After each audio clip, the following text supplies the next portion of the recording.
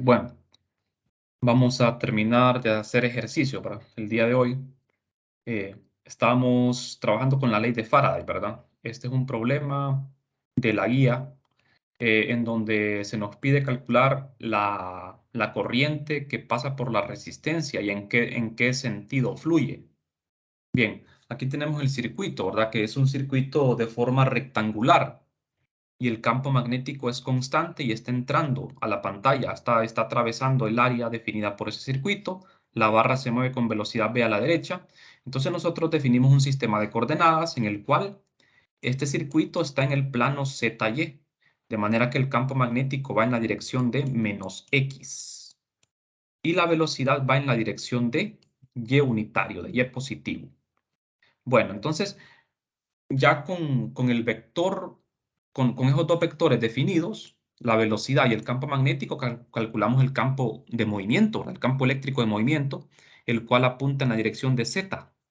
Bien, y el DDS ustedes lo pueden definir como quieran, ya sea en sentido horario o antihorario. Eso no importa. No importa porque al final, jóvenes, recuerden que la corriente va a ser independiente del signo de la FEN. Bueno, entonces aquí nosotros calculamos la FEN de movimiento. Eso lo hicimos, ¿verdad? Y al final llegamos a esto, a este resultado para la FEN.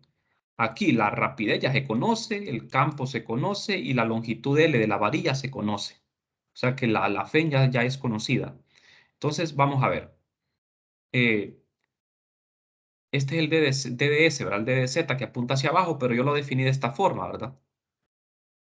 En sentido horario. Ustedes lo pueden definir en sentido antihorario también. Eso la verdad no es irrelevante. Entonces, vamos a ver. El campo eléctrico va a fluir en sentido antihorario. Eso no, nos dice vamos a ver este resultado, miren, este resultado. El campo eléctrico de movimiento va en la dirección de Z positivo en la barra. Recuerden que ese campo eléctrico es en la barra.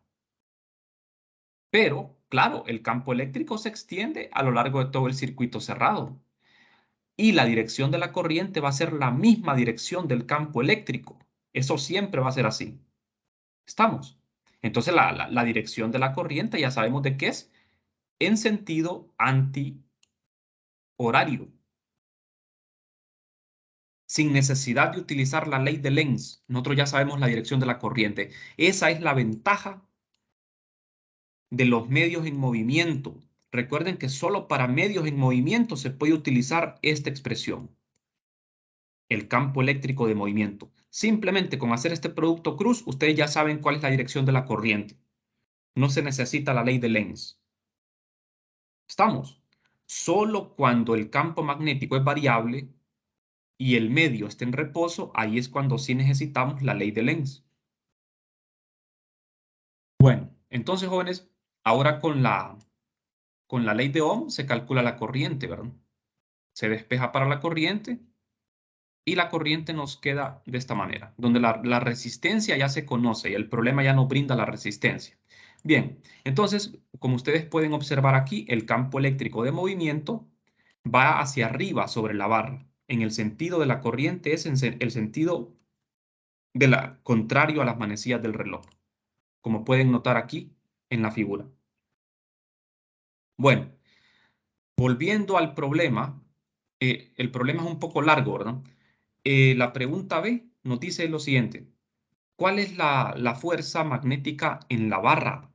¿En qué dirección va la fuerza magnética? Vamos a ver. ¿Existe fuerza magnética sobre la barra? ¿Por qué existe? Vamos a ver. ¿Cómo podemos calcular esa fuerza magnética?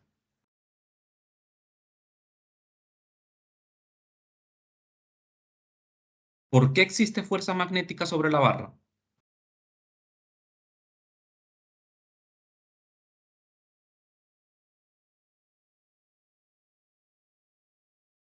¿Cómo calculamos la fuerza magnética?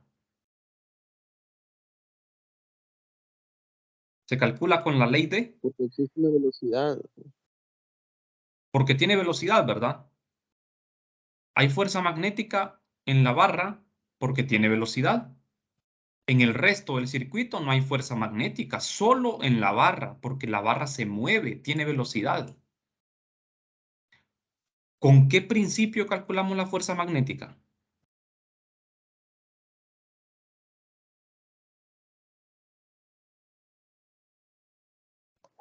Una consulta, Lin. Ajá, dígame. Este, ahí no aplica lo que es la regla de la mano derecha, ¿verdad? No. Sí, sí, sí se aplica. Para calcular la fuerza, Es sí, que sí, pero cómo se llama la ley con la que se calcula la fuerza?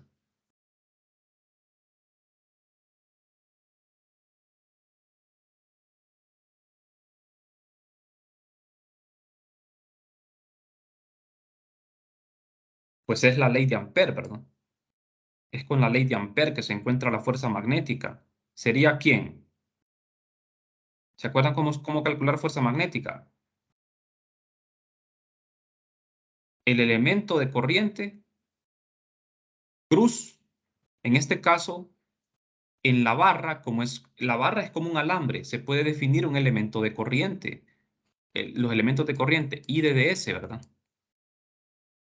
Podemos definir un elemento de corriente filamental porque la barra es un alambre, entonces sería I DDS cruz B, cruz campo magnético. Así es como se calcula la fuerza magnética. ¿Estamos?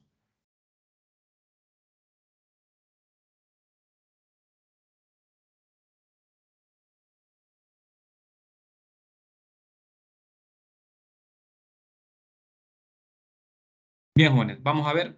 Eh, Cuando tenemos una carga puntual moviéndose, recuerden que la fuerza magnética es carga por velocidad cruz B. Esta es la fuerza magnética sobre una carga que se está moviendo con velocidad B. Pero aquí no es una carga, es una barra. Entonces, por eso integramos, por eso se integra. Cuando es una carga puntual, no se integra, simplemente se aplica esta fórmula. Entonces, aquí el I de DS es el elemento de corriente. Como la corriente va en este sentido, hacia arriba, entonces se define el DDS en la misma dirección de la corriente, hacia arriba, en la dirección de Z positivo. Y se hace el producto cruz con el campo magnético, pero este campo magnético es el campo magnético externo, el que está entrando a la pantalla. Entonces se usa la regla a la mano derecha. Y DDS apunta hacia arriba, los 4 dedos van hacia arriba y se enrollan en torno al campo magnético B que va hacia adentro. O sea, los 4 dedos de la mano derecha los enrollamos hacia adentro y el pulgar hacia dónde va. Va hacia la izquierda, o sea que la fuerza magnética iría hacia la izquierda, ¿verdad? ¿Qué pasaría entonces aquí, jóvenes?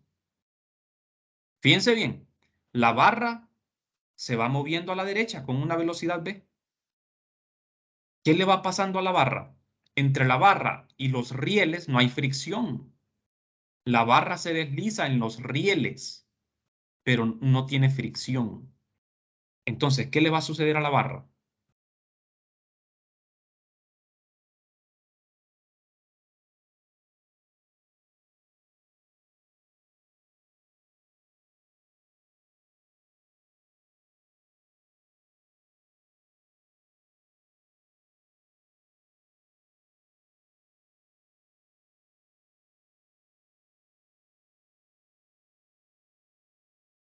Hay una fuerza sobre la barra, ¿verdad?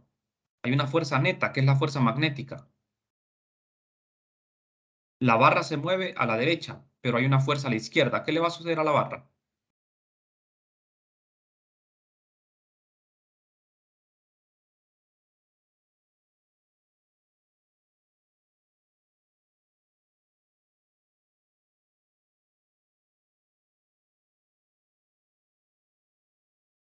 La barra se tiene que frenar, ¿verdad? Tiene que ir frenando hasta que se detiene por la fuerza magnética.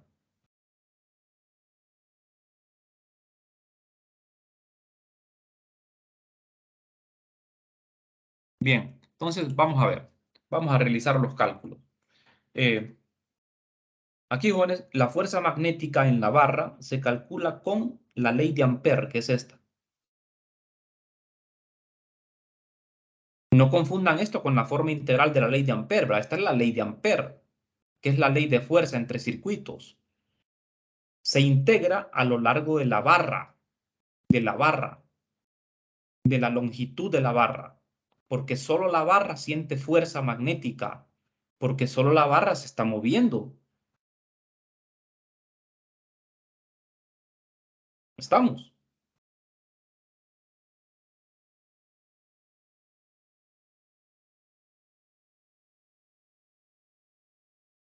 Bueno, entonces, veamos. Aquí lo pueden ver. El elemento de corriente IDDS va en la dirección de la corriente. Eso siempre va a ser así. La dirección de la corriente. ¿De acuerdo? Y el campo magnético está entrando a la pantalla. Entonces aquí tenemos el producto cruz de dos vectores. El producto cruz del elemento de corriente con el campo magnético me da la dirección de la fuerza magnética. Aquí solo tengo que hacer uso de la mano derecha para saber en qué dirección va a ir la fuerza. El campo magnético está entrando, es un vector que va hacia adentro de la pantalla y el elemento de corriente está hacia arriba. O sea, el campo magnético, jóvenes, apunta en la dirección de menos X. O sea que aquí, estos dos vectores, vamos a ver, el DDS va en Z positivo. Cruz, el vector magnético que apunta en menos X. Z cruz menos X, ¿a qué es igual?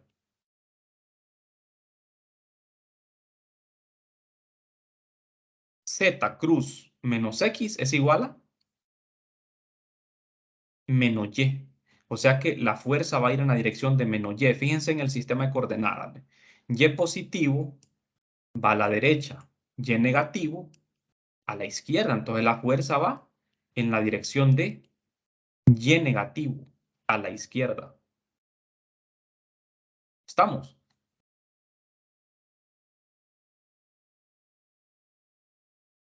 Bien, jóvenes. No sé si está clara esta parte, jóvenes. Digo una pregunta. Ajá, díganme.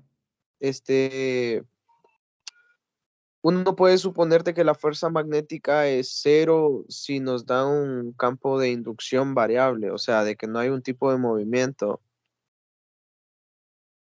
¿Cómo así? O sea, en este caso. O sea, solo suponiendo de que tenemos un campo de inducción variable. Ajá, Usted dice de que va a existir fuerza magnética si hay un tipo de movimiento, ¿verdad? O sea, ajá, una ajá, sí, velocidad. sí. Entonces, suponiendo de que la barra no se mueve y que solo está cambiando el campo de inducción, ahí uno puede suponer de que la fuerza magnética es cero. No, no, no, no va a ser cero. No va a ser cero porque hay corriente. Habría corriente siempre. O sea que no, no va a ser cero. En este caso, jóvenes, la fuerza magnética la calculamos solo sobre la barra. Solo sobre la barra. El resto del circuito está rígido. Es que eso es lo que sucede. Tal vez eso es lo que nos confunde aquí, jóvenes. Esto no significa que en el resto del circuito no exista fuerza magnética. Lo que pasa es que el resto del circuito está fijo, está rígido. No se mueve porque aquí tiene que haber una fuerza externa que impida que el circuito se mueva.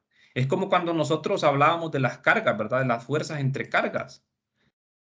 ¿Por qué si existe una fuerza eléctrica las cargas no se mueven? Ah, porque existe una fuerza mecánica que las mantiene en equilibrio. Entonces, aquí tiene que haber sobre este circuito, sobre lo que está en amarillo, tiene que haber una fuerza mecánica que se oponga a la fuerza magnética.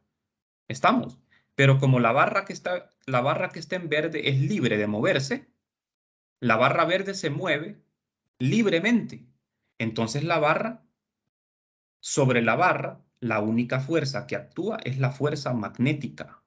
Por eso es que la barra se va a ir deteniendo. El resto del circuito pues siente fuerza magnética, pero no pasa nada porque es rígido.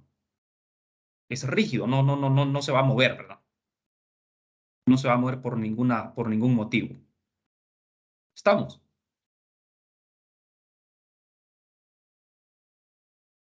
Bien, Listo, listo, entonces gracias.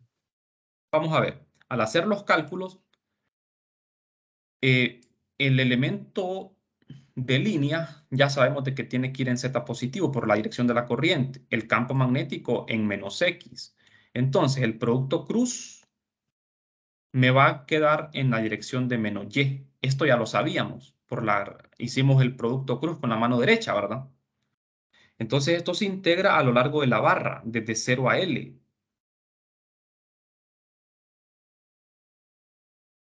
¿Cuál es la variable de integración? Pues es Z, ¿verdad? Integramos en Z, eso me queda Z, evaluado de 0 a L es L. Entonces, la fuerza, miren, es esto. Apunta en la dirección de menos Y, a la izquierda. Entonces, ahora, nosotros aquí, jóvenes, vamos a ver. Como sabemos que la corriente es igual a esto porque lo calculamos en el inciso A con la ley de Ohm. Entonces esta corriente la tenemos que sustituir aquí. No puede quedar la corriente ahí porque la corriente, jóvenes, tiene que quedar en términos de cantidades conocidas. Entonces al sustituir la corriente, esto me queda en función de cantidades que yo conozco. Esto se puede simplificar incluso. Aquí pueden ver en la figura, miren, la fuerza magnética sobre la barra va a la izquierda. ¿Estamos?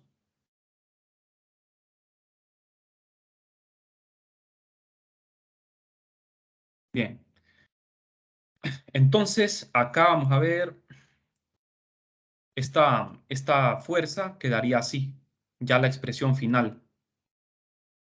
Campo magnético L, la velocidad y R. Como ven, esta fuerza, ¿verdad? Sería más grande si la longitud de la barra fuera más grande o si la velocidad fuese más grande. Al aumentar la velocidad de la barra, aumenta la fuerza también. Y también es inversamente proporcional a la resistencia. Bueno, vamos a continuar, vamos a ver el problema, son varias preguntas, ¿verdad? La tercera pregunta es, si la barra comienza a moverse con velocidad inicial v sub 0 en el tiempo t sub 0, t igual a 0. O sea, en el momento inicial es t igual a 0 y en el momento inicial la velocidad era v sub 0. Ajá, y la fuerza neta que actúa sobre la barra es la fuerza magnética, pues. Solo hay fuerza magnética en la barra. ¿Cuál es su velocidad en un momento posterior? Ajá, ¿cuál es su velocidad en un momento posterior? Y la última pregunta es, ¿la energía cinética inicial de la barra era igual a esto, verdad? Claro, porque la velocidad inicial es v sub 0, tiene energía cinética porque la barra tiene masa. Compruebe que la energía entregada a la resistencia es exactamente la energía cinética inicial.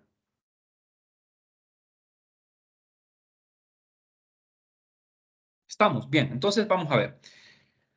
Eh, Primero debemos calcular la, vamos a ver, la velocidad en un momento posterior, ¿verdad? De la barra. La velocidad en un instante de tiempo posterior, pero tiempo arbitrario. Por eso, miren, vamos a integrar desde cero, el tiempo inicial es cero y el tiempo posterior, tiempo final, pues es un tiempo arbitrario, simplemente le ponemos t. Es un tiempo cualquiera. Entonces, aquí hacemos uso de la segunda ley de Newton. Escribimos la segunda ley en forma diferencial, ¿verdad? Como una ecuación diferencial y la resolvemos para encontrar esa velocidad. Bueno, aquí estamos empleando, jóvenes, es como, esto es como emplear cinemática, ¿verdad? Lo que aprendieron en física 100. Estamos. Entonces, recuerden que las ecuaciones de cinemática se derivan de la segunda ley de Newton. Entonces, aquí estamos, vamos a ver. La fuerza, ya la conocemos. La fuerza neta. Aquí la fuerza neta es la fuerza magnética. No existe otra fuerza sobre la barra.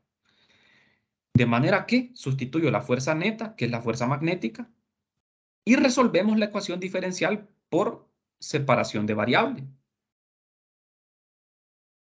Como ven, aquí la velocidad, esta velocidad pasa a dividir al lado derecho, ¿verdad? Aquí me va a quedar d de v sobre v. Voy a resolver esto por integración. Esto ustedes ya lo saben hacer, ¿verdad? Integramos para la velocidad desde la velocidad inicial hasta una velocidad posterior. Esta es la velocidad en t. En el tiempo t, la velocidad es v. Ambas son arbitrarias. Entonces, resolvemos la integral.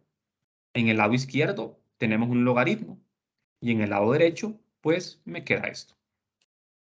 Ahora, ¿cuál es mi propósito? Despejar para la velocidad v.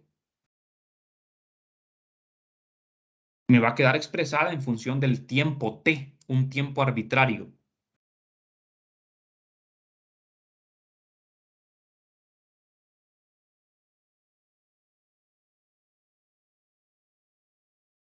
Bien, entonces vamos bien hasta aquí, ¿verdad?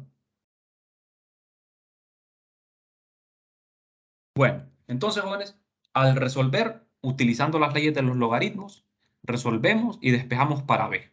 Por eso me aparece aquí el número e, porque usamos las leyes de los logaritmos, ¿verdad? Para resolver esta ecuación. Vamos a ver, aquí estamos. Para resolver esta ecuación, usamos las leyes de logaritmos para deshacernos de ese logaritmo natural. Todo, ¿verdad? Se pone en base exponencial, en base e. Y así logramos bajar el argumento del logaritmo y nos queda finalmente esto. Esta es la velocidad en un tiempo posterior. ¿Qué me está diciendo esta velocidad, jóvenes? Que la velocidad va disminuyendo con el tiempo por este signo menos. Si ustedes hacen una gráfica, velocidad en función del tiempo, pues la velocidad iría disminuyendo con el tiempo hasta que se hace cero. Tal y como lo dijimos, ¿verdad? Porque la fuerza magnética hace que la barra se vaya frenando. La velocidad tiene que ir disminuyendo hasta que se hace cero. ¿En dónde se va a hacer cero la velocidad? En el infinito, ¿verdad? En un tiempo infinito. ¿Estamos? Bien. Entonces, vamos a ver. La última pregunta. Me dicen que demuestre que la energía entregada a la resistencia es igual a la energía cinética inicial. Esta es la energía cinética inicial que tenía la barra cuando se empezó a mover. Entonces, toda la energía que se le entregó a la resistencia es igual a esto, hay que demostrarlo. Entonces, aquí estamos hablando de potencia, jóvenes, la potencia que se disipa en el resistor, y eso ya lo sabemos del capítulo 12. La potencia disipada en un resistor es corriente al cuadrado por resistencia. Y la potencia disipada la podemos expresar como esto, ¿eh? La razón del trabajo entre el tiempo. O sea, eso es potencia. Energía entre tiempo es potencia. ¿De acuerdo? Entonces ahí, jóvenes, lo tenemos que escribir así porque tenemos que resolver una ecuación diferencial. Tenemos que escribirlo como una ecuación diferencial. En vez de escribir potencia, lo escribo como la derivada de la energía o del trabajo con respecto al tiempo. Y nuevamente, sustituyo aquí la corriente que ya había calculado antes. Ajá, entonces, sustituyo la corriente, jóvenes, y la corriente está en función de la velocidad. Y la velocidad es esto, está en función del tiempo. ¿Estamos? Vamos a ver, vamos a ir atrás para que lo vean. La corriente, miren, que calculamos con la ley de Ohm. La corriente está en función de la velocidad. La velocidad en un tiempo arbitrario t. Entonces, tengo que sustituir también aquí en esta parte la velocidad v. Aquí. Y me queda la potencia en función de la velocidad inicial y el tiempo. Entonces ahora está claro, ¿verdad? Voy a resolver una ecuación diferencial por separación de variable. Y aquí en el lado izquierdo tenemos la energía total o el trabajo total. Así se puede interpretar esto como la energía total. La energía que se le entrega ¿a quién? A la resistencia. Desde cero hasta infinito se integra. ¿Por qué desde cero hasta infinito? porque la barra comienza a moverse en t igual a 0 y se va a detener en un t igual a infinito. ¿Estamos? Durante todo ese tiempo, desde 0 hasta infinito, se entregó una energía, una potencia al resistor. Eso es lo que quiero calcular. Entonces, por eso integro de 0 a infinito. Entonces, resolviendo la integral, que es bastante sencillo de resolverla, porque es como tener, ¿verdad? Ahí todo esto es constante. La variable es el tiempo, es como que tenga e a la x, d de x, ¿verdad? Claro que aquí aparece una constante u, ¿verdad? Así, negativa. Entonces, es integral, ustedes ya saben cómo resolverla.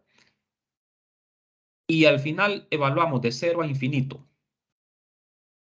Al evaluar de 0 a infinito, jóvenes, me queda esto. Como ustedes ven aquí, simple, ¿verdad? Aquí ustedes hicieron se hace una simplificación, miren, hacen una simplificación. Campo magnético se va, L cuadrado se va, R se va, me quedaría solo un medio de B sub 0 al cuadrado por M, negativo, ¿verdad? Pero acá cuando evaluamos, me queda 0 menos 1, eso queda positivo. Y resulta que la energía entregada al resistor es un medio de la masa por la velocidad inicial al cuadrado, que es justo la energía cinética inicial que tenía la barra. Bien, entonces, esa es la potencia, así se puede interpretar también, ¿verdad? Como la potencia disipada en el resistor. Bueno, no sé si tienen preguntas, jóvenes. Si no hay preguntas, podemos continuar.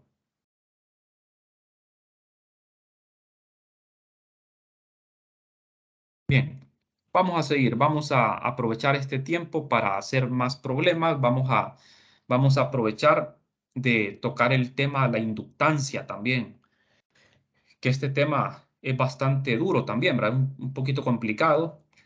Vamos a ver un problema, el 19 del libro. Eh, Vamos a ver. Acá tenemos dos corrientes antiparalelas, infinitamente largas, y el rectángulo de la figura 17-17, que están en el mismo plano. Los lados de longitud B son paralelos a la dirección de las corrientes. Encuentre la inductancia mutua, o sea, M, entre el circuito de las corrientes opuestas y el rectángulo. Inductancia mutua, pues es M, ¿verdad? Y autoinductancia es L. Cuando hablamos de M, es porque tenemos más de un circuito. Y cuando hablamos de L, estamos hablando de un solo circuito, ¿verdad? Entonces aquí, en este problema, jóvenes,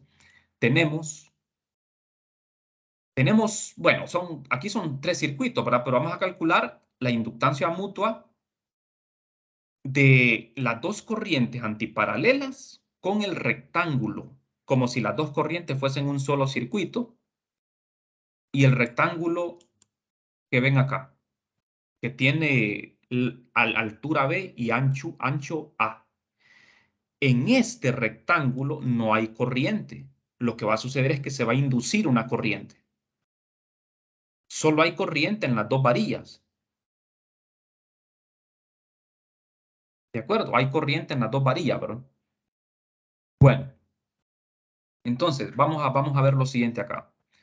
Vamos a calcular la inductancia mutua entre el circuito de las corrientes opuestas y el rectángulo. Entonces, vamos a ver bien, jóvenes. ¿Cuál es el método fácil para calcular la inductancia mutua? Pues es en términos del flujo. Vamos a utilizar el flujo, esta expresión que aprendimos en la clase de ayer. O sea, yo voy a calcular el flujo que producen estas dos corrientes aquí en este rectángulo. Y voy a despejar para M. M es la inductancia mutua. Se despeja para M. Este es el método fácil. El otro método, pues, es muy complicado, ¿verdad? A veces van a tener integrales que no se pueden resolver. Entonces, aquí, jóvenes, yo voy a, lo que le va a causar bastante trabajo aquí es encontrar el flujo, ¿verdad? Porque a veces es complicado eso. Recuerden que aquí el área es el área definida por el rectángulo. En esta área del rectángulo es donde vamos a tener un flujo magnético. ¿De acuerdo? Es donde vamos a tener flujo. Las dos corrientes, aquí las dos corrientes de los alambres son iguales en magnitud, solo que la dirección es diferente. Ahora bien, el flujo magnético se calcula de esta forma, ¿verdad? De la manera clásica, como ustedes ya lo saben. Se integra sobre el área del rectángulo. ¿Qué es lo que se integra? El campo magnético que producen estos dos alambres en el rectángulo. Ajá, jóvenes, pero si las corrientes son iguales, ¿qué creen ustedes que va a suceder? ¿Será que se cancela el campo magnético en esta área o no? Porque los campos magnéticos de estos alambres irían en sentidos opuestos. Por ejemplo, si usamos la regla a la mano derecha, el alambre 1, por la regla de la mano derecha, yo pongo el pulgar hacia abajo y los 4 dedos me indican que el campo magnético va en sentido horario. Pero para el alambre 2, el campo magnético iría en sentido antihorario. Así. ¿Qué significa esto? Que en el rectángulo, el campo magnético del alambre 1 va a estar saliendo de este rectángulo. Estos puntos significan que el campo está saliendo. Y para el campo magnético de la varilla 2, el campo estaría entrando. Pongo unas cruces. Tengo dos campos magnéticos aquí. Uno está entrando y otro está saliendo en este rectángulo. ¿Qué va a pasar? ¿El campo magnético se cancela y el flujo va a ser cero o no?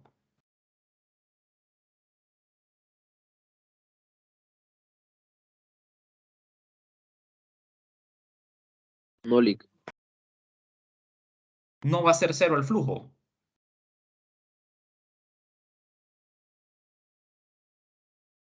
¿Pero por qué no se cancela el campo magnético? Porque depende de la distancia. Sí, ¿verdad? Depende de la distancia, exacto. Las dos corrientes producen un campo magnético de igual magnitud, porque las corrientes son de igual magnitud. Ajá, pero lo que sucede es que la distancia al rectángulo es diferente. Entonces, ¿qué significa esto? Que el campo magnético del alambre 2 va a ser más intenso que el campo magnético del alambre 1 en el rectángulo. ¿Estamos de acuerdo, no? Entonces, ¿qué significa esto? Que al sumar estos dos campos por superposición, al sumar los dos campos, el campo magnético de la varilla 2 que está entrando le va a ganar al campo magnético que está saliendo. Entonces, vamos a tener un campo magnético neto que va a estar entrando a la pantalla. ¿De acuerdo? Entonces, lo que vamos a hacer es calcular ese flujo. Para eso necesito yo el campo magnético y el vector de área sobre esa superficie rectangular. Entonces, jóvenes, eso es lo que vamos a hacer. Fíjense bien. Aquí nosotros vamos a calcular la inductancia mutua, la podemos hacer de dos maneras, integrando, que es la forma difícil, o calculando el flujo, que es la forma fácil.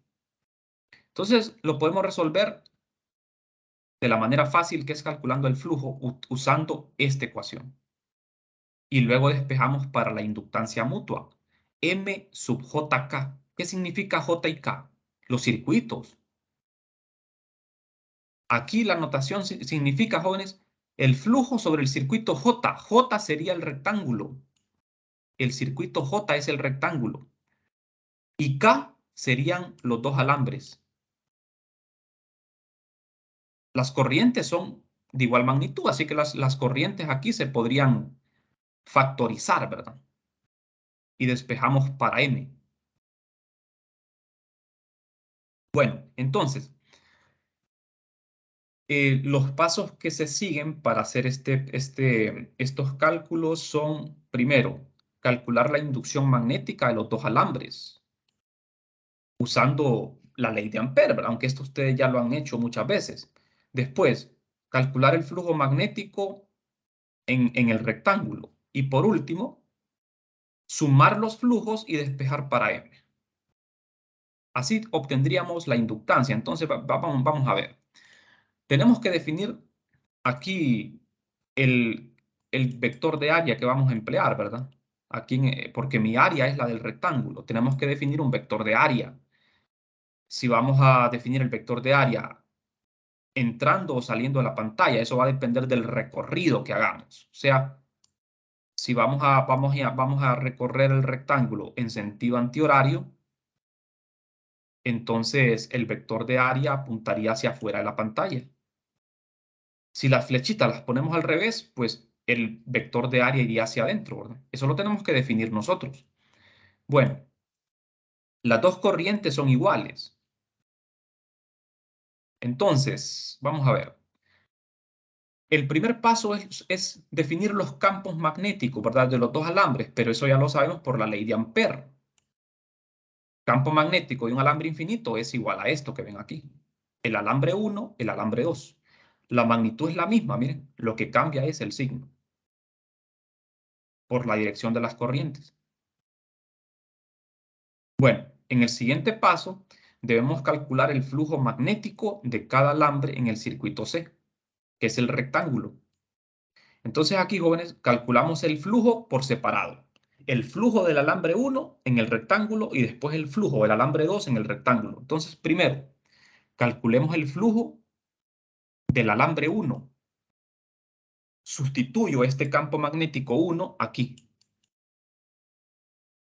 Y el vector de área, como ustedes pueden ver,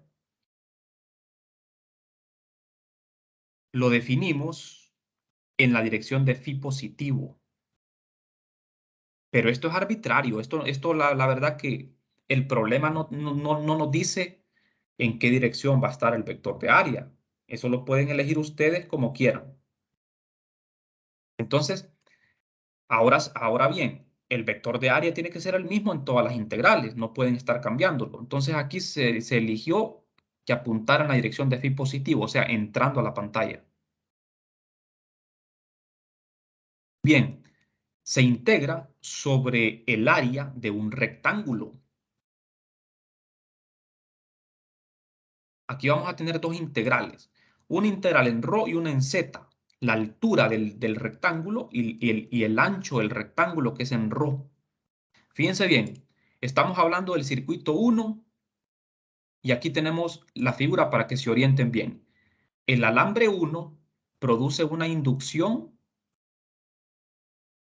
en esta dirección, miren, en sentido horario.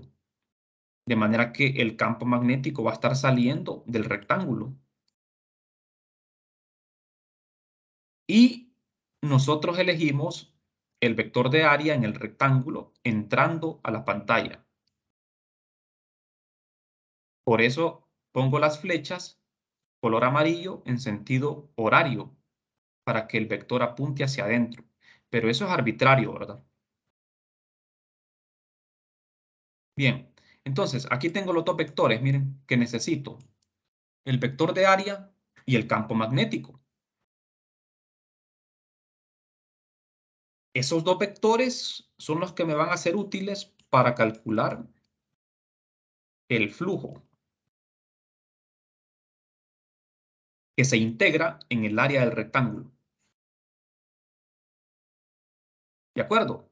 Phi.phi es 1. Entonces, como ven, no tenemos problemas ahí, ¿verdad? Con ese producto punto, el flujo no se hace cero. Bien. Entonces, hasta aquí vamos bien, ¿verdad? Fíjense la separación que hay. Vamos a ver, la altura del rectángulo es B. En Z se integra desde 0 a B, en Z.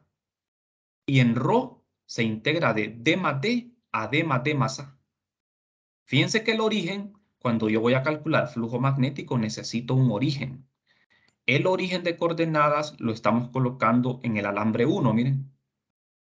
En ρ se integra desde el origen hasta el primer alambre, el primer lado vertical del rectángulo, la distancia es D más D. Y hasta el otro alambre vertical es D más D más A. Por eso ustedes pueden ver aquí los límites, ¿no? Desde D más D a D más D más A. Y de 0 a B en Z. Las integrales son bastante sencillas, ¿verdad? Eso lo resolvemos rápido. Integramos, me queda un logaritmo. Lo evaluamos en los límites. Simplificamos, usamos las leyes de los logaritmos aquí. Y me queda esto. Este sería el flujo magnético del alambre 1 en el circuito C. Ahora, el flujo del alambre 2 en el circuito C va a ser diferente porque el circuito 2 está más cerca del rectángulo. Usamos la misma fórmula. Ahora cambian los límites, claro, porque esta vez, jóvenes, el alambre 2 está más cerca del rectángulo. Y el campo magnético, en este caso, va en sentido de phi positivo, como pueden ver. El vector de área sigue siendo el mismo. Miren, ese no lo modificamos.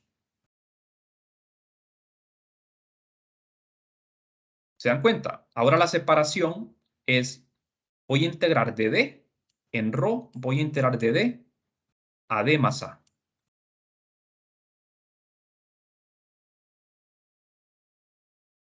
Bueno, entonces, como ustedes pueden notar acá, vamos de 0 a B, de D a D más a D más A. Y el producto punto aquí es punto phi es 1. Me quedan, bueno, las mismas integrales, pero con diferentes límites, ¿verdad? Eso, la verdad, que va a producir esto, un flujo diferente, porque estamos más cerca. Este flujo es más intenso que el flujo anterior. Entonces, ¿cuál es el flujo total? Es la suma de los dos flujos. Ese es el flujo neto. Entonces, aquí volvemos a utilizar las reglas de los logaritmos, perdón. Aquí tenemos una diferencia de logaritmos, aplicamos esa regla del cociente, ¿verdad? Y tenemos esto. Si se puede simplificar, pues se simplifica más. Aunque ahí ya tenemos el flujo neto, ese es el flujo neto. Entonces, jóvenes, como ya tenemos el flujo total, ahora podemos hacer lo más importante, que es encontrar la inductancia mutua M a partir de la fórmula de inductancia mutua. Bien, entonces aquí, jóvenes, vamos a ver. Acá tenemos dos circuitos, ¿verdad? Dos alambres. Son dos flujos. Entonces vamos a ver. Como son dos alambres, tenemos que hacer esa suma. Eso lo vimos ayer en la clase. Entonces, bien, M1, corriente 1. M1, fíjense bien, estoy poniendo M1C, miren, y estoy poniendo también M2C. ¿Qué significa la notación? La inductancia del alambre 1 con el rectángulo. La inductancia del alambre 2 con el rectángulo. La corriente se factoriza porque las corrientes son iguales. Esto que está en paréntesis, jóvenes, vendría a ser la inductancia de los dos alambres sobre el rectángulo. Entonces yo puedo expresar esto así de esta forma, porque es la inductancia de los dos alambres con el rectángulo. Entonces aquí ya tenemos listo todo. Despejamos para la inductancia, le ponemos M sub C, y lo que tenemos que hacer es dividir el flujo entre la corriente. ¿Estamos? El flujo ya lo tenemos. Entonces, al dividirlo entre la corriente, jóvenes, lo que se cancela es la corriente. Ustedes vieron que el flujo, fíjense bien, el flujo neto, en el flujo aparece la corriente, miren. Entonces, lo único que sucede es que se cancela la corriente. Lo demás, pues, queda igual. Entonces, en la inductancia mutua, la inductancia solo depende de la geometría, miren. Son puras cantidades geométricas, lo que es A, lo que es B, D mayúscula, todo esto es geometría, forma. Aquí no aparece corriente, ni aparece campo magnético. Esto de la inductancia es como la capacitancia, ¿verdad? Que es una cantidad que depende de la forma del sistema. ¿Estamos? Bien, entonces, vamos a ver, jóvenes, vamos a tratar de continuar mañana y terminar de hacer algunos problemas, ¿verdad? Bien, vamos a finalizar por aquí el día de hoy.